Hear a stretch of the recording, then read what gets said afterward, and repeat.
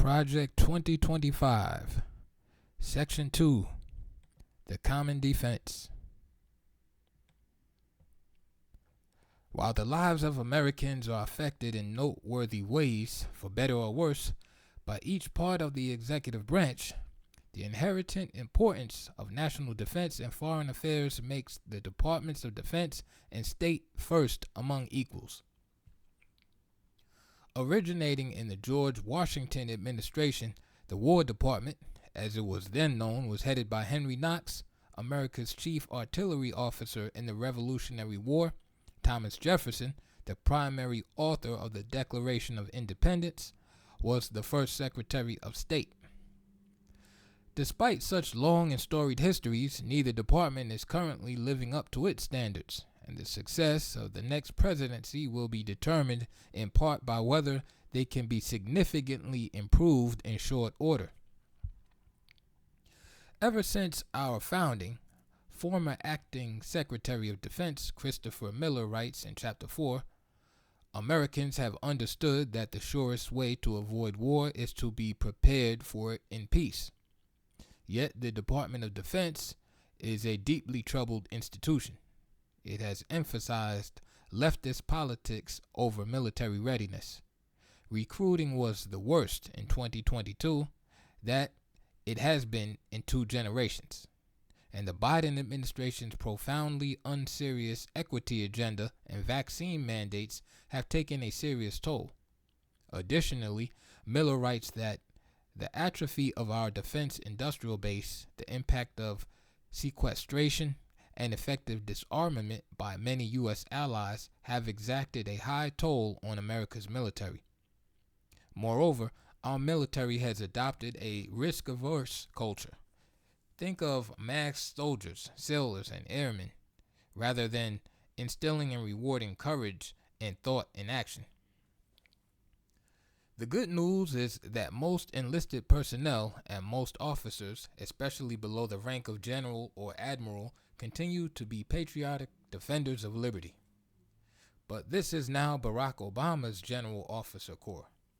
That is why Russ Vought argues in Chapter 2 that the National Security Council should rigorously review all general and flag officer promotions to prioritize the core roles and responsibilities of the military over social engineering and non-defense related matters, including climate change, critical race theory, manufactured extremism, and other polarizing policies that weaken our armed forces and discourage our nation's finest men and women from enlisting. Ensuring that many of America's best and brightest continue to choose military service is essential. By far the most significant danger to America from abroad, Miller writes, is China. That communist regime is undertaking a historic military buildup, which could result in a nuclear force that matches or exceeds America's own nuclear arsenal. Resisting Chinese expansionist aims requires a denial defense, whereby we make the subordination of Taiwan or other U.S. allies in Asia prohibitively difficult. However, Miller adds that critically, the United States must be able to do this at a level of cost and risk that Americans are willing to bear. The best gauge of such willingness is congressional approval. Accordingly, we must rediscover and adhere to the founders' wise division of war powers, whereby Congress, the most representative and deliberative branch, decides whether to go to war, and the executive, the most energetic and decisive branch, decides how to carry it out once begun. As the past 75 years have repeatedly demonstrated in different ways, from Korea to Vietnam to Iraq to Afghanistan, we depart from our constitutional design at our peril. Miller writes that we must treat missile defense as a top priority, ensure that more of our weapons are made in America, reform the budgeting process, and sustain an efficient and effective counterterrorism enterprise. Across all of our efforts, we must keep in mind that part of peace through strength is knowing when to fight. As George Washington warned nearly 2 centuries ago, we must continue to be on guard against being drawn into conflicts that do not justify great loss of American treasure or significant shedding of American blood. At the same time, we must be prepared to defend our interests and meet challenges where and when they arise. An effective diplomatic corps is central to defending our interests and influencing world events. Whereas most military personnel have had leftist priorities imposed from above, the problem at stake comes largely from within. Former State Department Director of Policy Planning, Kiran Skinner, writes in Chapter 6, large swaths of the State Department's workforce are left-wing and predisposed to disagree with a conservative president's policy agenda and vision. She adds that the department possesses a belief that it is an independent institution that knows what is best for the United States, sets its own foreign policy, and does not need direction from an elected president, a view that does not align with the Constitution. The solution to this problem is strong political leadership, Skinner writes. The next administration must take swift and decisive steps to reforge the department into a lean and functional diplomatic machine that serves the president and thereby the American people.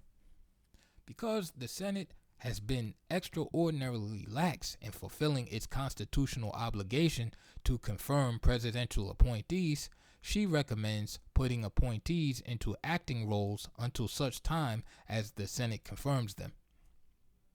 Skinner writes that state should also stop skirting the Constitution's treasury-making requirements and stop enforcing agreements as treaties.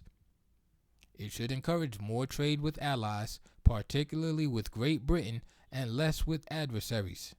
And it should implement a sovereign Mexico policy, as our neighbor has functionally lost its sovereignty to muscular criminal cartels that effectively run the country. In Africa, Skinner writes, the U.S. should focus on core security, economic and human rights, rather than impose radical abortion and pro-LGBT initiatives. Divisive symbols such as the rainbow flag or the Black Lives Matter flag have no place next to the stars and stripes at our embassies. When it comes to China, Skinner writes that a policy of compete where we must, but cooperate where we can, has demonstrably failed. The People's Republic of China, PRC, aggressive behavior, she writes, can only be curbed through external pressure. Efforts to protect or excuse China must stop. She observes, many were quick to dismiss even the possibility that COVID escaped from a Chinese research laboratory. Meanwhile, Skinner writes, global leaders, including President Joe Biden, have tried to normalize or even laud Chinese behavior. She adds, in some cases, these voices, like global corporate giants BlackRock and Disney, or the National Basketball Association, NBA, directly benefit from doing business with Beijing.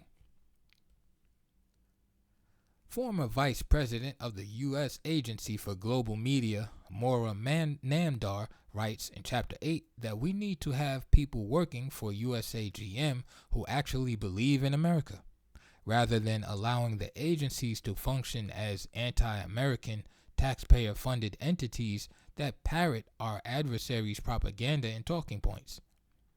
Former Acting Deputy Secretary of Homeland Security, Ken Cuccinelli, says in Chapter 5 that the Department of Homeland Security, DHS, a creation of the George W. Bush era, should be closed, as it has added needless additional bureaucracy and expense without corresponding benefit.